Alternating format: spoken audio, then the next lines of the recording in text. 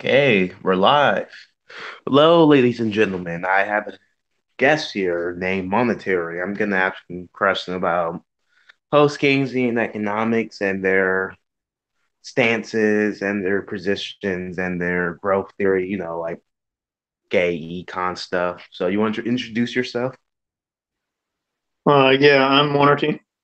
I will be talking about post Keynesian economics. I have interest in other economics as well. I've read other authors from other schools as well. For example, neoclassical, Austrians, Marxists.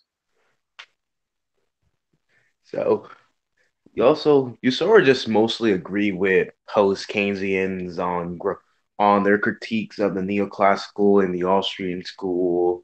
You can you explain their growth Well, I theory? mean, I don't agree with all post Keynesian critiques of the Austrian business cycle theory. Uh, Like, I just don't think that the Austrian business cycle theory needs to rely on a singular natural rate. Like Boltzmann on The Last Night of Liberty says that, Mises' theory um, simply does not. He was talking about the interest rate that would prevail in the present state of rest in the market, not some natural rate. And when he was talking about a singular originary rate, he was talking about error. Uh, Although there's a debate about which is the correct description of the originary rate in Austrian economics, time preference or Hulsmann's view. So yeah, so the Hayek Mises dehomogenization debate. no, this has nothing to do with that. It's just that well, one well, Hulsmann said I don't want to get about Austrian economics, but Hulsmann said that uh, you know praxeology requires libertarian free will, like it's the study of free choice, science of free choice, as well as economics, I guess. And he said that pure time preference theory was deterministic and it didn't meet those praxeological requirements, so it should be abandoned. And he proposed his own approach, which was based on means and ends. Also, there was a critique of pure time preference theory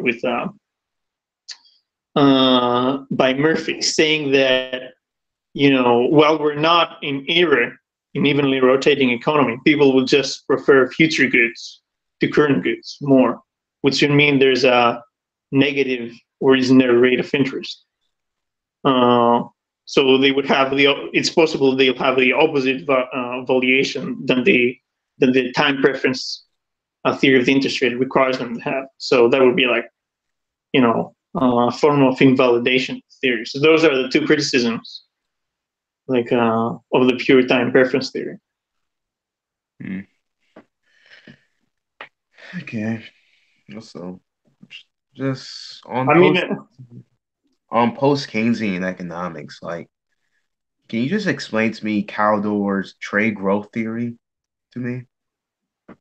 like what the three Caldor growth laws. I mean, Yeah, I know it's basic, but come on, just explain it. well, they're very simple. All they state really is that uh, as production increases, productivity will increase.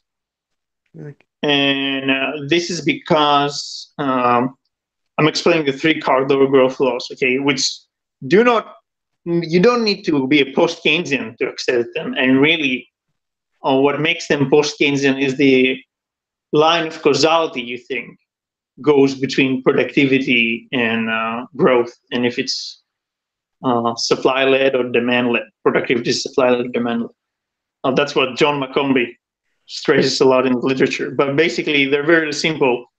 Um, and the first one is that as production increases, productivity will increase. Um, that is because, first of all, as manufacturing output increases, so will, and those are empirical facts, right? They're you can test them. they're one of the most well replicated facts in growth theory ever. And yeah, so the first one is that as the output in manufacturing increases, the overall output of the economy will increase, and that is because of the second law, which is also called Kaldor-Verdun law, because uh, as manufacturing output increases, productivity in manufacturing increases, and that makes the output of the overall economy increase. And then the third law is that as the productivity in manufacturing increases, that will actually make the productivity in all other sectors increase.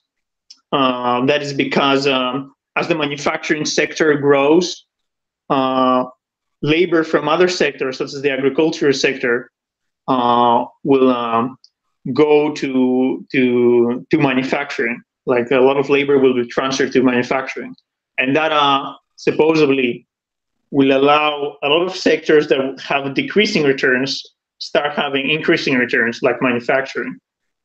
Uh, Manufacturing is famously one of the many sectors that has increasing returns to scale. So those are the three laws. Um, the the implication that post-Keynesians focused on, and people like John McCombie focused on, is that essentially productivity is demand-led. That is, most changes in productivity are explained by changes in demand, or aggregate demand, or spending, or whatever. And there are multiple empirical tests on this. One criticism is that it depends of the specification you use, but like how much strong the laws are depends on the specification and the direction of the laws, the direction of causality. But John McCombie also defends against this, against the correct specification, trying to solve this specification problem in the literature, and trying to argue that the causality goes from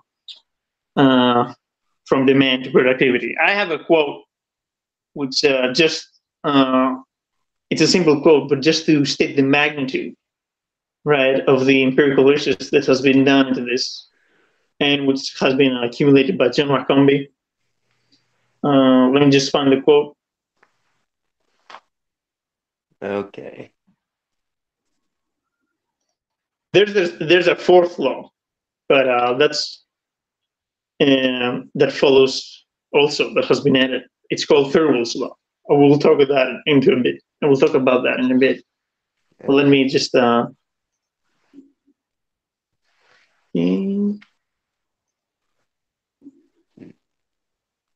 This is gonna be a lot dead there.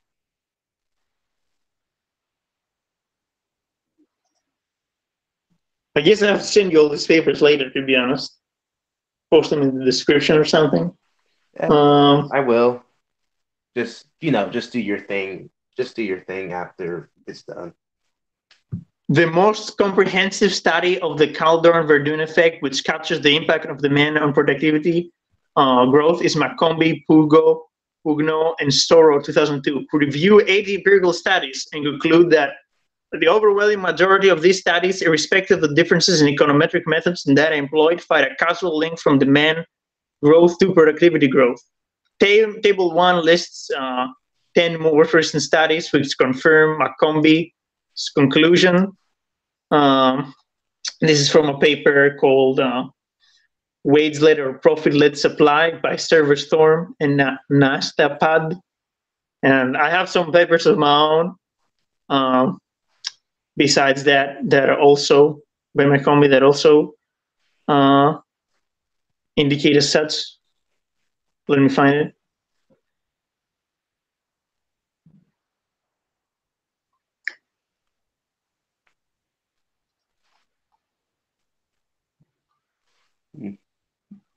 It's not maybe the most dynamic stream, but this is definitely gonna be the most informative stream ever.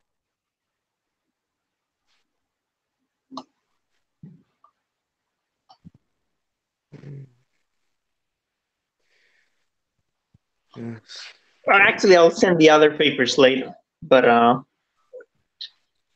yeah, basically, there's a lot of research, empirical research, in support of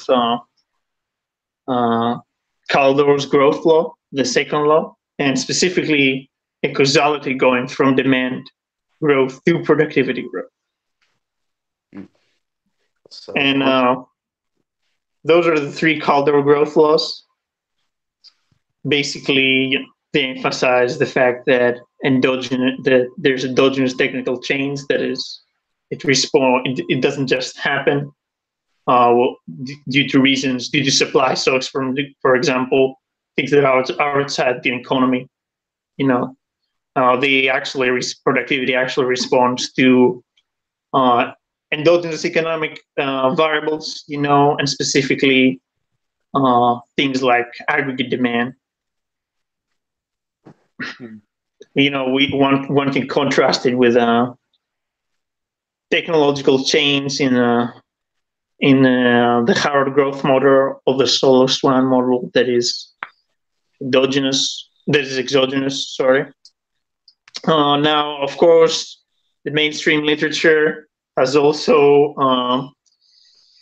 endogenous growth models. That's not something new. Paul Romer recently got a Nobel Prize for that. Essentially, his work on endogenous growth models. Those models, though, face a lot of similar problems that basically the old growth models faced with regard to a couple of controversies. They use aggregate production functions. They also have problems with coupled paradoxes. And they also, I think, they're also false for independent reasons. Like the old exogenous growth models predicted convergence in growth between nations, and convergence in growth has happened, which would mean it would kind of falsify endogenous growth models. Although this is an old criticism, and I think it has been answered. And also, Paul Krugman himself, wrote an article in New York Times criticizing Paul Romer's models, saying, they're untestable, and he called the article "The New Growth Fizzle." You can look it up. Just type in Google "The New Growth Fizzle." Yeah. And so, I would want to distinguish between these kinds of endogenous growth models in Paul Romer's work and others, and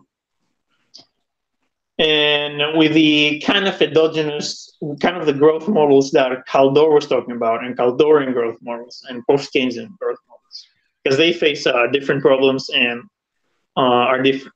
In fact, many people, many post-Keynesians who subscribe to the Kaldorian growth models have criticized endogenous growth models. Yeah, bro. So, which one you personally ascribe to the criticisms of these endogenous growth models? Or am I saying that right? Yeah, they're called endogenous because technical change in these models is endogenous. That's how they got their name. I mean, am I saying the word right? Yeah. Well, there are many criticisms, but I guess the most prominent ones, which has been made by Robert Villeneuve and other neo-Ricardians, is that they face a lot of they use aggregate production functions, which, as McCombie has said, the aggregate production function, first of all, is not supported by the aggregation requirements for an aggregate production function, as Fisher said, so it's 2011, and McCombie endorses Fisher's works, is not supported actually by marginal productivity theory. In order to have an aggregate production function, you have to actually violate the aggregation requirements. of marginal productivity theory. I mean, now Samuelson has tried to escape these kinds of problems. He tried to do the pseudo production function and some other attempts. I don't think they have been successful. But basically, besides that, there's also a problem with the aggregate production function, which many people think it has been solved, but Macombi says, responds to those kinds of arguments and says that it hasn't, is that it's an accounting identity. That means, as I told you, a lot of people think it matches empirically very well with the data, but really this is just the artifact of the identity, a mathematical artifact of the identity in the aggregate production function. In fact, like Saik famously showed that it can match up with the word humbug. He just took the same data points as Solow, and he wrote the word humbug on them, and he showed that just by the accounting identity, it will match up with the word humbug. So it's just an artifact.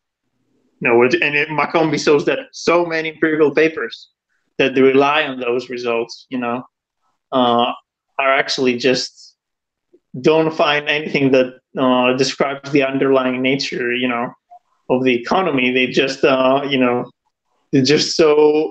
results are completely, literally artificial, coming out from the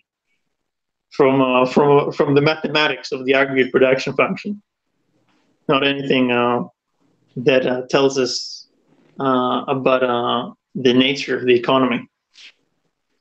So, like, those would be some problems. Okay. And those are a few reasons why they're correct. Let's move on to, like, I don't know, YouTubers talking about economics on a semi-regular basis. I want to say about 7 months ago, a British libertarian YouTuber named Academic Agent made a video and had a rather lengthy exchange with Lord Keynes of Social Democracy, 21st Century blogger over the debate of Say's law. And you try to point out to him that there's like 3 different versions of Say's law.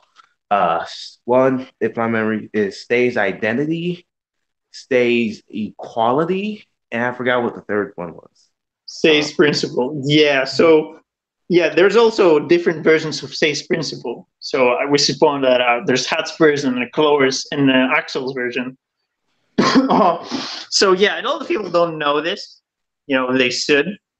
When they bring up Say's law, they should be aware of what version, Keynes was criticizing and what version they are defending and what version Say had in mind, and most importantly, what version Mills had in mind, like John Stuart Mill. Because Steve Cates argues that basically Say's law belongs to Mill, right? Not particularly to Say. That's very controversial. Most people think that Say's law originates into the debates with General Grat between Ricardo, Say, and Malthus. But he says actually, Say was a little bit confused, and Mill stated the thing properly.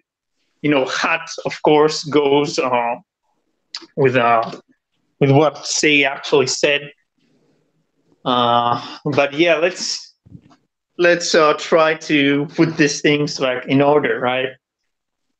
So Thomas Sowell, like in his book, lists a bunch of propositions, and he says this is how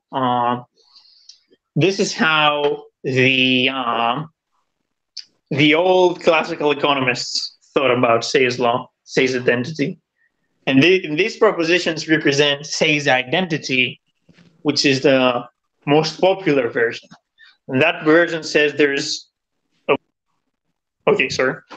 version says that there's no aggregate excess supply, and generally, but there's no general gluts.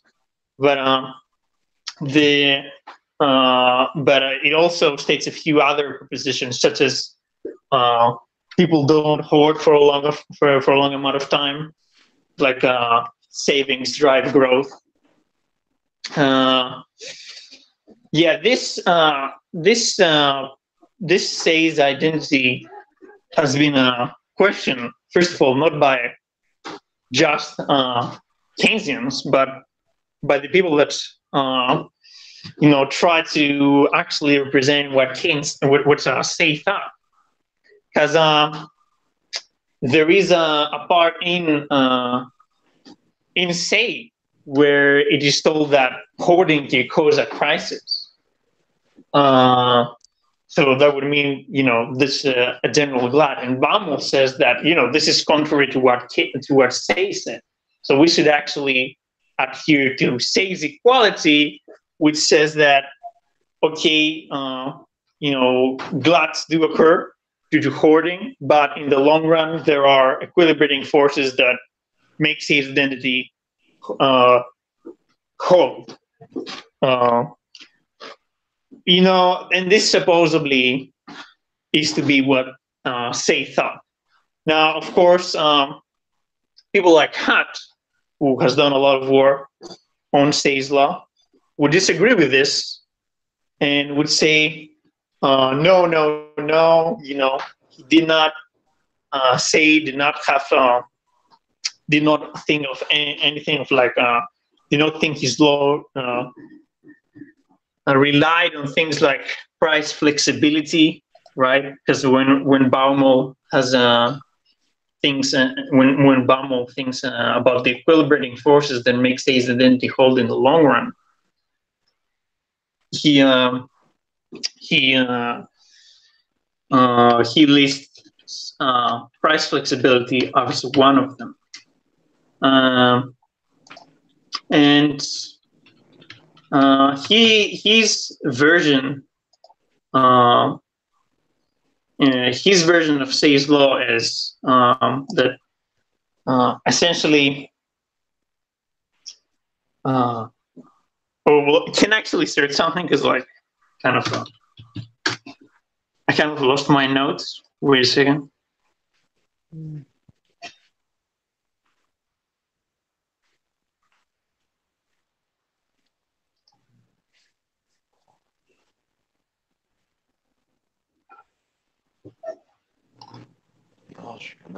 I know he said that the Austrians was much closer to Say's actual beliefs than the other marginalist schools of thought. Salerno says that if you take Hutt to have the correct interpretation, then you would think, that the Austrians are closer because Hutt had the same view of coordination as Mises. That's Salerno's point in his book. But anyway, I'm just going to quote this because it explains pretty well. In the years of debate that centered on Lang's neo-Walrasian explanation, very few seem to have noticed that Say's law, as enunciated by Say, was not being addressed. Say predates the Walrasian concern with general equilibrium, so it should not be surprising if he did not address that issue in his writings. William Hutt seems to be virtually alone among the modern defenders of the law to state explicitly that Say's law is not of the quoted tendency of the economy to move to full employment equilibrium under conditions in wage and price flexibility. In his explanation of the law, he criticizes all those who think Say's law is valid only in the long run, only as a long-term theorem, but it would hold under perfect price flexibility. But it is irrelevant to the price-rigid world of reality. Hutt has shown quite clearly that what Say and other early classical economists said could be explained without reference to any tendency of the economy to change over time.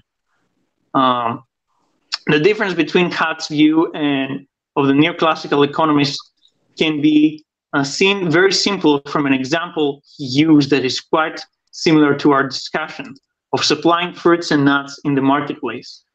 Hutt discusses the sale of fruit from his garden. While I sell fruit grown in my garden, what I receive and what he purchases pays me are the same. But what is equally true and what illustrates Say's law is that I dispose of an identical value of money's worth I receive from that sale, whatever I am destined to acquire and return to it. And what I acquire will be of identical value. This means that whether I invest in additional money by simply retaining an additional money balance equal to the value of the fruit I sell, or B, whether my consumption of goods and services increases by the value of the proceeds from the sale, or C, whether I invest the value of my sale in the replacement of goods and services being currently consumed, or D, whether I do more than maintain the value of my assets and invest in additional non-money assets. Hutt here is illustrating Say's law as it was originally stated by Say, using what we would call Say's principle, except with one important difference. Hutt is talking about his sales and what he does with the proceeds, not about his intended suppliers and what he tends to do with the proceeds if successful in the marketplace.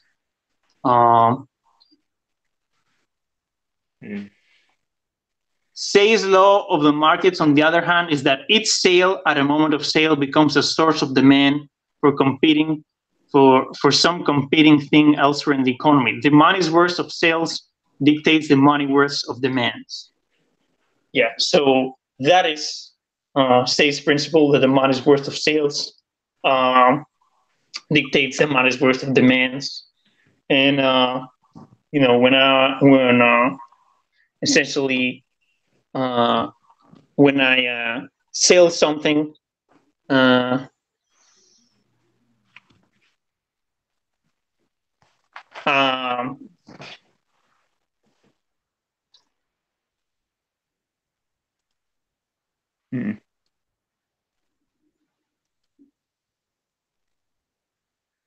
I sell something, right?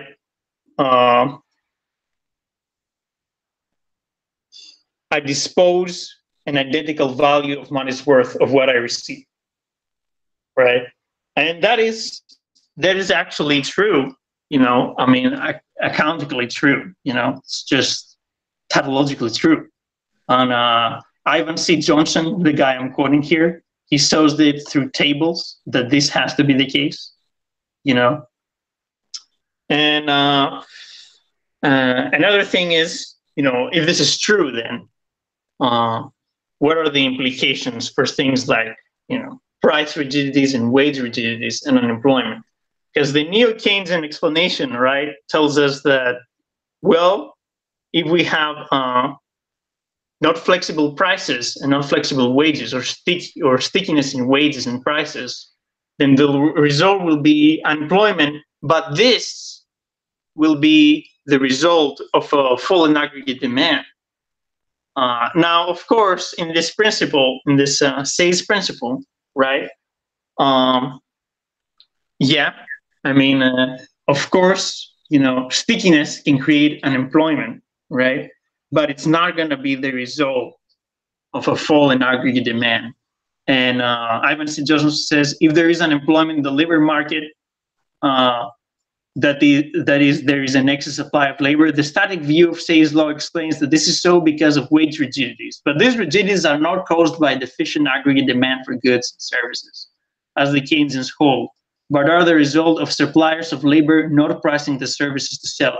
As Hutt puts it, the phrase of excess supplies of labor is merely an indirect way of saying that some workers are unemployable at the wage rates of which they are holding up. What is usually called unemployed labor could be more realistically called unsupplied labor. And any labor which remains unsupplied represents, because it is overpriced, a withheld potential contribution of source of demands for non-competing outputs. Okay. So in Hart's view, it would be, and quite similar to the way most Austrians view it. Problem of stickiness or weight stickiness would be a coordination problem, right? Not a problem of aggregate demand. If you take it that prices coordinate economic activity, as Hart and Mises do, and specifically they think that they don't believe, like Mises didn't believe that there's such a thing as like disequilibrium prices, according to J.P. Manus. Rather, every realized price, every price like away from an ideal equilibrium helps coordinate supply and demand. Therefore, it's actually an equilibrium price. It's just that Austrians, the way they view equilibrium is equilibrium with error. So just because it's away from the so-called equilibrium price, the way neoclassicals view it, does not mean it's not, does not mean that it's a disequilibrium price in the Austrian, right? So just like a lot of Austrians would view the problem of stickiness resulting in unemployment as a coordination problem, as a problem of coordinating like economic activity in the labor market, possibly due to unions, because that was one famous explanation that Mises gave and Hart gave during the Great Depression. That partially, Mises himself famously said that, yeah, so great was this, Great Depression that couldn't be explained by the Austrian business cycle theory alone, right? So unions, the prevalence of unions, had to play a role in it, right?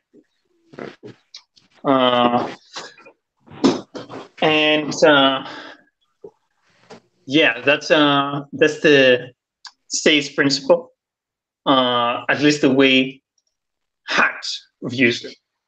Then there are so many others. Like there's a form of Say's identity that by Steve Gates, which he tries to defend Say's identity, not Say's principle.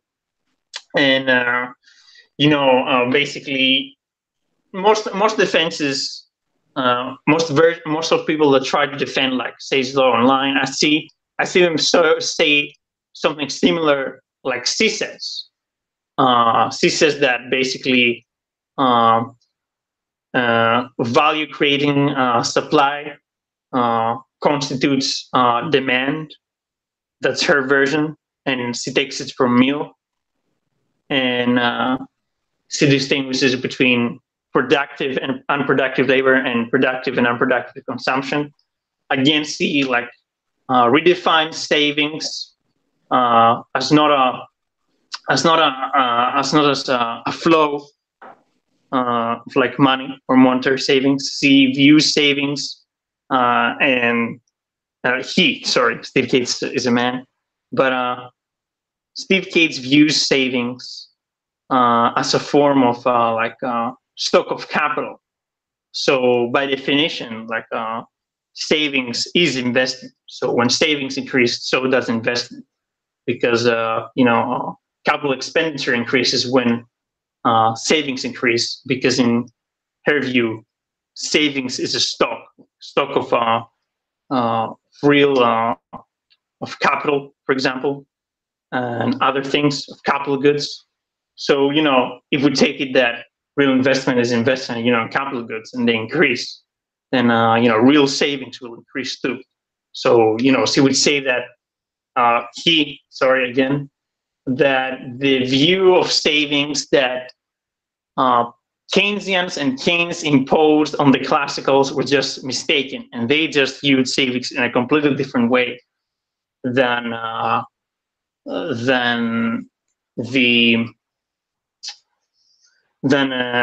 modern economists view it.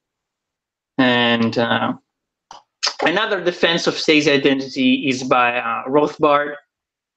He says basically speculative, like all this hoarding and what Keynes called, hoarding, basically the precautionary motive, and all these speculative demands, basically holding money in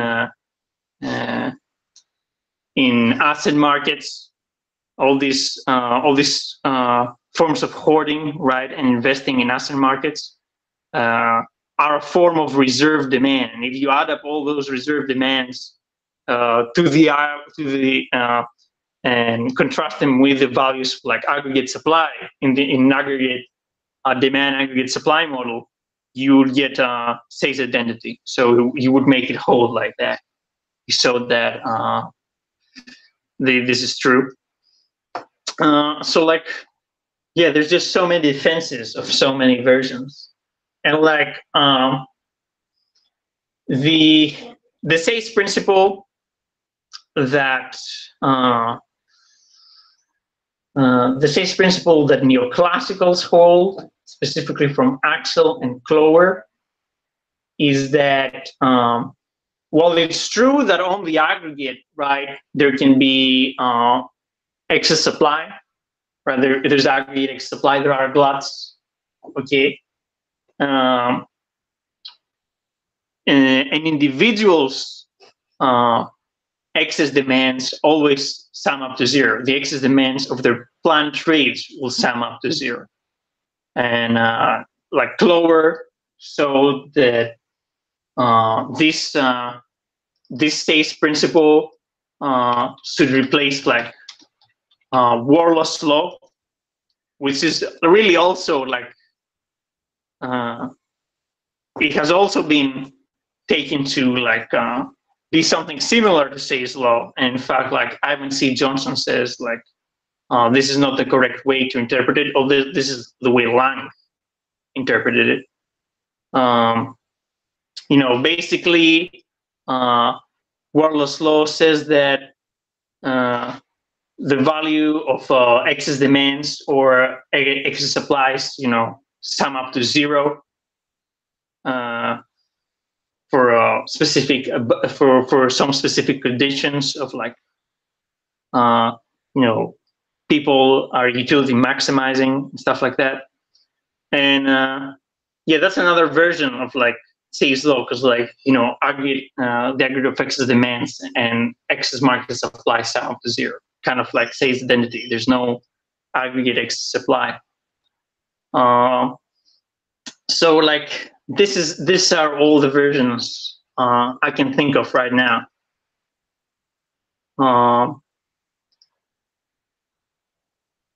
Yeah, I cannot think of any other version.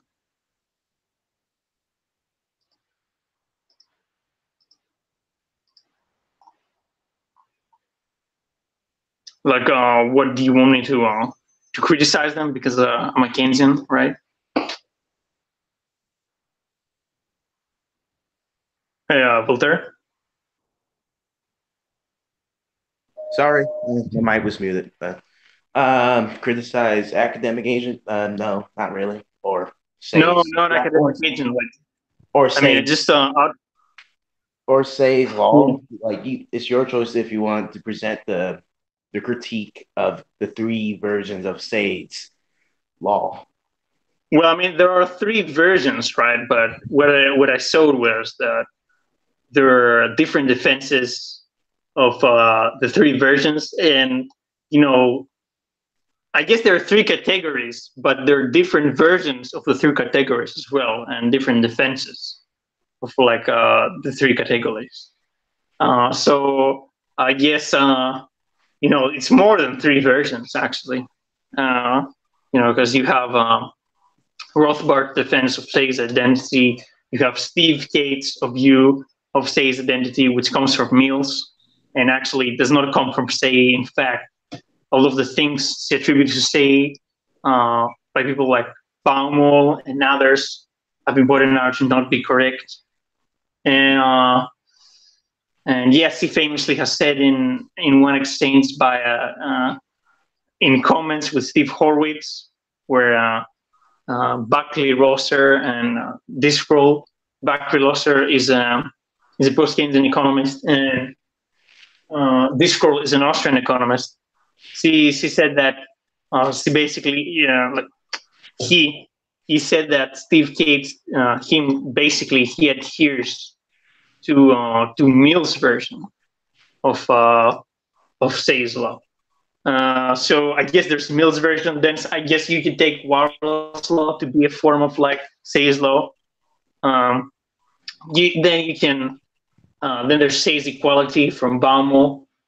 Then there's Say's principle, Hatt's version, but also Say's principle, the version from Clower and Axel. So, there's just more than 3. But yeah. Yeah.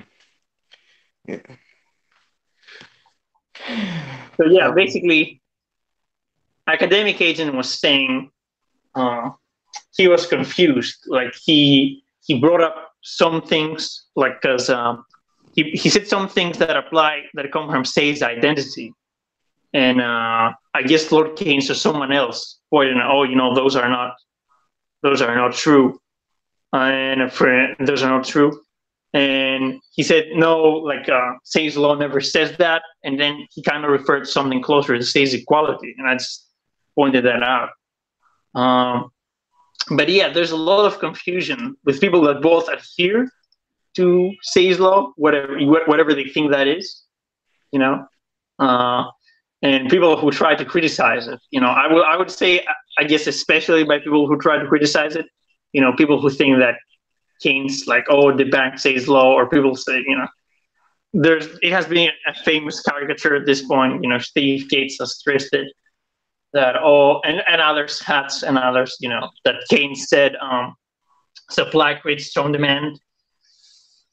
There's debate about what this meant, but yeah, basically this view that Say's law is supply creates strong demand. Nobody agrees with that, but yeah.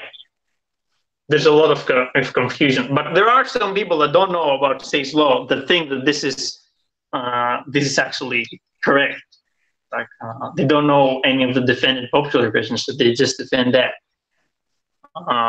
So yeah, there's a lot of confusion about Say's law. It's one of I would say, one of the most around it. There exists so much confusion that I don't think any other concept in economics. So yeah. Okay.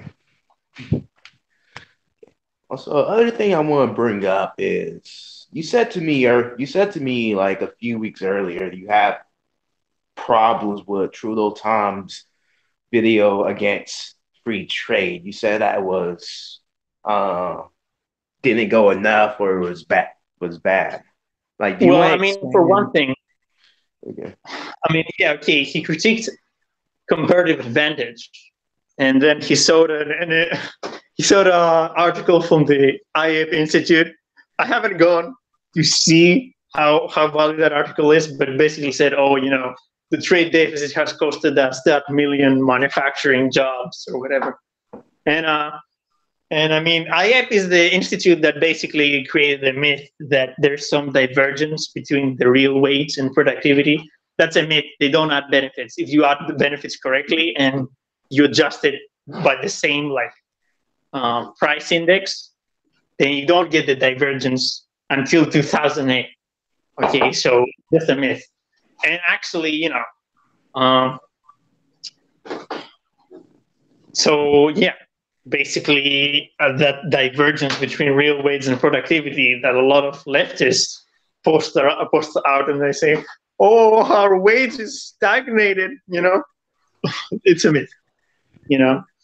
It's what's so funny about this. Andrew Klimak, who's a Marxist, right? He wants to say that he doesn't want to say that, because in his in the way he calculates the profit rate, he gets that the profit rate was falling during the neoliberal period, and so he doesn't want to say that falling wage share or like a falling real wage occurs so that it will help kind of stabilize the profit rate. Because in his view, there was a continuous decline from the 70s up until now in the profit rate. There was no recovery in the neoliberal period. So he actually continuously goes around and argues and says that wages didn't stagnate if you include benefits of like of growth from the public sector and from employers. Actually both the labor served income, the served income that goes to basically wages, which is different than the real wage. So he also says that the labor share also went up. Piketty famously says that it stagnated, and Kliman criticizes him on that. He says it doesn't include a lot of public benefits, such as a lot of social insurance in his calculation of the labor share. And basically he goes around, he says, this is an artifact by the IEP, and the labor share actually grew, so there was no stagnation in wage incomes. And he goes around and he just criticizes all these other leftists, and you would think because he's a Marxist, he would want this to be true, because they would mean, look how bad capitalism is. But it's apparently the other way around. Not stagnating. Okay, that's good to hear. Well, IEP is not very trustworthy, but getting into, I guess, what his points were, he cites social democracy in the 21st century. No surprise, right? Lord Keynes. We were just talking about him, and he's disagreeing with academic agent. The thing is, a lot of people, when they try to critique comparative advantage, they go about it and say, it assumes full employment, it assumes balance of payments equilibrium, it makes all these kinds of restrictive assumptions. But the thing is, like, you can introduce like all kinds of intersections, like allowing for immobile factors of production, allowing for unemployment, allowing for balance of payments disequilibrium, and still make comparative advantage hold in the long run, on average, about countries on average. And you can do this. One famous model is the Hickelsler-Ohlin. Let me find it.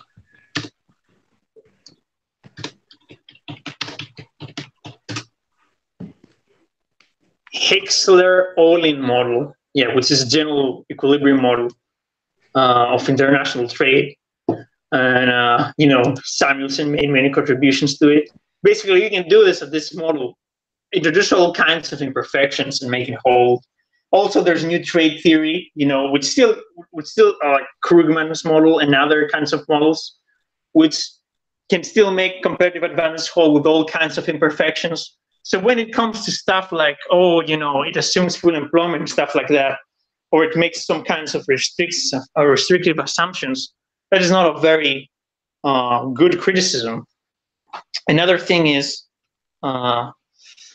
besides comparative advantage, I guess he was specifically criticizing comparative advantage, but besides that, there are all kinds of growth models that can show why liberalization is good. Like, they can argue for free trade. Like, there's all kinds of empirical work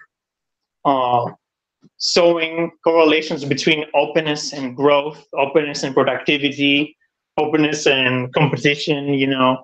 Now, of course, there are many econometric problems with this, specifically how you specify openness. If you specify openness in a certain way, you can make it correlate with growth, endogeneity issues. But also these issues in the literature have been dealt with. Like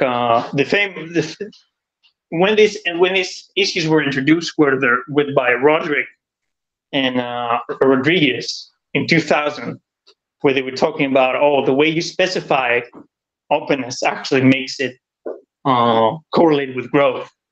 And they brought up, what if your measure of openness is endogenous growth.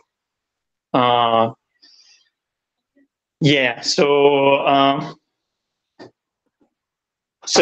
But those, if you like go to some review of recent like econometric work on openness, you'll see that those kind of criticisms have been dealt with as well. So there are all kinds of endogenous growth models that show that you can argue that openness has all those kinds of good effects, like they have positive effects on employment, positive effects on productivity, that are not, completely dependent of comparative advantage. So I guess really criticizing comparative advantage does not is not a defeater against free trade. But but I guess he was specifically targeting comparative advantage in that video. Now he did make one good criticism, which he takes it from Lord Keynes' blog. By the way, some of the criticisms that Lord Keynes made, on the basis of like restrictive assumptions and others, those were bad too. And Anwar Shaikh also criticizes comparative advantage, stresses continuously that, all these criticisms of comparative advantage on the basis that it has restrictive assumptions are no good. And he does cite Shaikh in his blog, Lord Keynes, or he cites Lavoie, and Lavoie cites Shaikh. But basically, this criticism was that, so in Ricardo's original illustration of comparative advantage, right, there must have been some kind of mechanism which would make the country with the absolute advantage want to trade with the country with the absolute disadvantage, I guess. And that mechanism that was proposed was a price specie flow mechanism.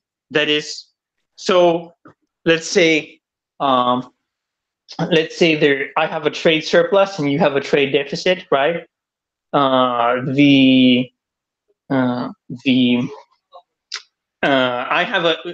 who have a trade deficit, right, will have a flow of goods to my economy, and that flow of goods will have a deflationary impact on the price level. But you who buy those goods, right, and have a trade surplus, you will have a flow of money. And, standard quantity theory, a flow of money comes into the economy, higher price level. And this adjustment in the price levels through that money flow into the foreign country will actually make the two nations willing to trade, and will help adjust their trade balances so that you will have comparative advantage. And Shaikh said, yeah, but what if the quantity theory is not true and you introduce things like endogenous money? That is,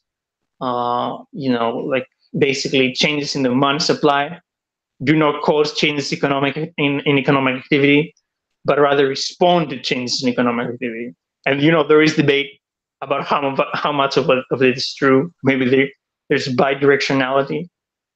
Some post-Keynesians deny that there's bidirectionality at all. But basically, what Shaikh said was, look, when money flows into the economy, or gold, I guess in Ricardo's era, or gold, well, what happens is the price level doesn't go up. There's now more liquidity into this country, right? So the price of bonds goes up. So there's a higher interest rate. No, actually, there's more liquidity, so the price, so the price of bonds falls, or something like that. Anyway, one country has a lower interest rate because of the result of that, and one country has a higher interest rate. And what happens is that, entrepreneurs will borrow at a lower interest rate and lend at a higher interest rate. So what ends up happening, high the balance of payments, which balance of payments broadly means that the current account plus the capital account, that is the change in the value of that is the value of the foreign assets, the capital account plus the change in the value of foreign assets, the current account. And in the current account, there is the trade balance as well.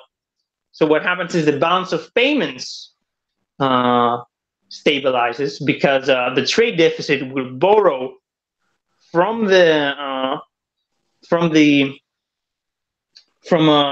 with the trade surplus, but the trade balance does not stabilize. Rather, there is absolute advantage. And he said, for most of the history of development economics, you have countries with trade deficit or current account deficits being indebted into countries with trade surplus. And so, in his view, there's an absolute advantage rather than comparative advantage, because the mechanism by which Ricardo proposed before his illustration of comparative advantage, by which it would turn absolute advantages into comparative advantages, did not hold in his view, if you take into account like endogenous money. So yeah, that's one good criticism. Now, obviously, that may not be the representation of comparative advantages in many like models, but Saif in his article says that they rely on something similar, so they're not free from that criticism. But basically, and if you see like the kind of criticism that Saif makes, that is not a criticism that relies on like restrictive assumptions. That is, oh, look, comparative advantage assumes like full employment, and it assumes like balance of payments equilibrium. It assumes mobile factors of production, right? And what other all the other like restrictive assumptions for simplification that someone could make. Yeah, this criticism does not question whether it holds under the restrictive assumptions. Rather, it says, let's say comparative advantage is true, right? What's the mechanism that turns absolute advantage to comparative advantage that Ricardo proposed, right? And there exists in most comparative advantage model. Well, it relies on quantity theory. What if quantity theory is wrong and you have endogenous money? Well, that mechanism does not hold. So you have what Smith said, absolute advantage. So this kind of criticism does not rely on critiquing how ideal the assumptions of like comparative advantage are, but rather says that the mechanism that would bring about comparative advantage, even if comparative advantage was true, does not exist. So it's a different kind of criticism than pointing out imperfections, saying, oh, it doesn't take into account of all these kinds of imperfections that exist in reality. Because, orthodox models can introduce like asymmetric information, that can introduce stickiness, they can introduce any kind of imperfection you want. So in your criticism, you better not just rely on the fact that some models that neoclassicals have don't, are just too ideal, because there are probably some model out there that introduces all kinds of frictions or imperfections that gets around that and still maintains the standard neoclassical results in the long run. So, you shouldn't make those kinds of criticisms. So that's the problem I would have. Now, the thing with academic agent, with Trudel Tom pointed out, was that, oh, well, look, academic agent was like, oh, look at these free trade eras, they have high growth. And immediately the immediate problem that comes with that, and with Roderick and Rodriguez that I pointed out earlier, is how do you define openness? And because your specification of openness might correlate with growth. And that problem became evident when True Little Tom pointed out, look, all these periods had high tariffs. So you can take it that high tariffs mean less openness. Or, I don't know, there are all these other kinds of conditions that would mean less openness. So, those eras were not the result of free trade, but the result of protectionism, Just depends on how you define openness, and you make it correlate with periods of high growth. So yeah, I guess that was one good point Trudy Toll made in his response to Academic Agent. But generally, I would say, if you're going to criticize comparative advantage in free trade, first of all, if you're going to criticize free trade in general, your criticism better not rely on just comparative advantage. And it better not be that, comparative advantage assumes full employment or a balance of payments equilibrium. It better be something more. So yeah, that's what I would say about that exchange. Can you present any critiques of free trade in general or against the neoclassical assumptions of free trade? Well, I was recently, I did present Saif's criticism for why you would have absolute advantage rather than comparative advantage. Another criticism, which I think is very important. And again, this kind of criticism is a different line than Saif makes. But again, it's not a criticism that says there are, the comparative advantage model, whether it's the Hickelster all-in general equilibrium model, or the simple motor with the production possibilities frontier, or whatever. This kind of criticism says, look, there is some kind of inconsistency in the theory of comparative advantage. That is, in the general equilibrium model and in the simple Ricardian comparative advantage model, under certain assumptions, you should get the result that countries that engage in trade are better off than they would have otherwise. Okay. Now, again, you can say imperfections, and say introduce imperfections, say introduce unemployment, introduce monetary disequilibrium, introduce all kinds of stuff, and say all this holds in the long run. Yeah, but again, as many imperfections as you introduce to this kind of ideal model, you will still rely on the fact that absent all these imperfections, if all these imperfections were not true, then comparative advantage would hold. Okay, you would still rely on that, the ideal conditions holding, absent your imperfections, which make them not hold. Right. So this kind of criticism says that let's take all the assumptions that make comparative advantage hold in this general equilibrium model by Samuelson and Olin and Hickelster, whatever his name is. And this criticism comes by neo-Ricardians, Steedman and others. And they say, look, even if we take all the assumptions that are supposed to give comparative advantage, then you still don't get comparative advantage. So there's a logical inconsistency, right? Because imagine you make an argument, there's premises, and there's supposedly, a conclusion, but what if your conclusion does not follow from the premises, right?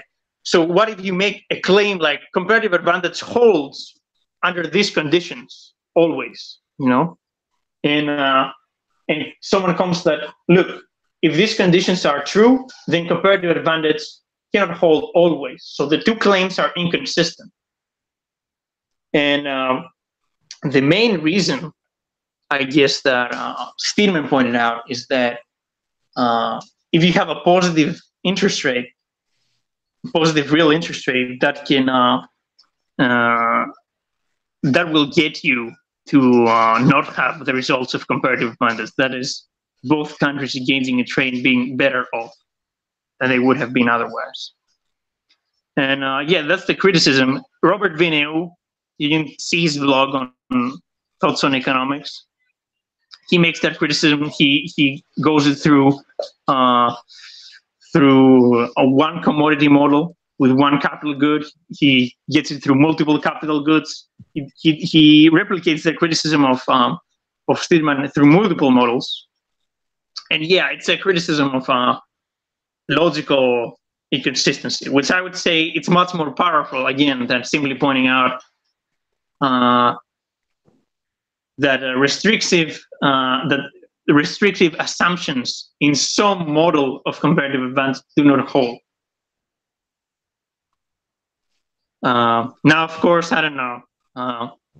There are other views of comparative advantage by the Austrians.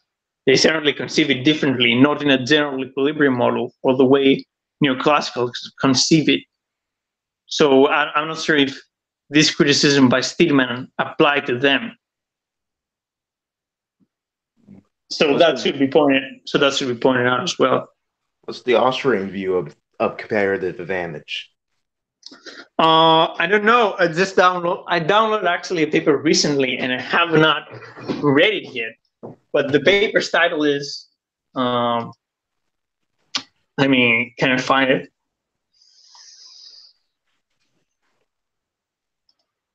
And it's from the Mises Institute, Comparative Advantage and Uncertainty Bearing by Xavier Mera. And, I would take it that, it would probably describe the way Austrians view comparative advantage. Like the abstract says, the law of association as exposed by Ricardo and generalized by Mises cannot directly grasp what is at stake in exchanges involving specialization and uncertainty. Or I guess this is a criticism, but whatever. I don't know, reading this Austrian, I would think that, I would understand what the way, I guess, Austrians view comparative advantage. But I haven't done that yet, so I can't answer. I'm not sure. Wait, the Ricardian law of association. Mises dedicated like a lot of time explaining that in the, how was it? In Human Action. I forgot what chapter it was. It was like in chapter 7 I think it was chapter 7.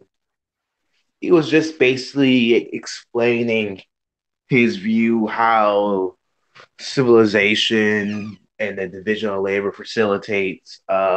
He was basically explaining how the division of labor facilitates civilization, and the constant expansion of it will, in other words, Mises was just basically explaining how society is basically people cooperating in these relations. I probably can look up though how he explains the Ricardian law of association. Like, it wasn't dealing with free trade; it was just more so how people interact. Well, I don't know. This article says there's some connection. Could be wrong. Haven't read Human Action in a while. So I don't know. It says there's some kind of connection between the Ricardian division of labor, comparative advantage, and the law of association.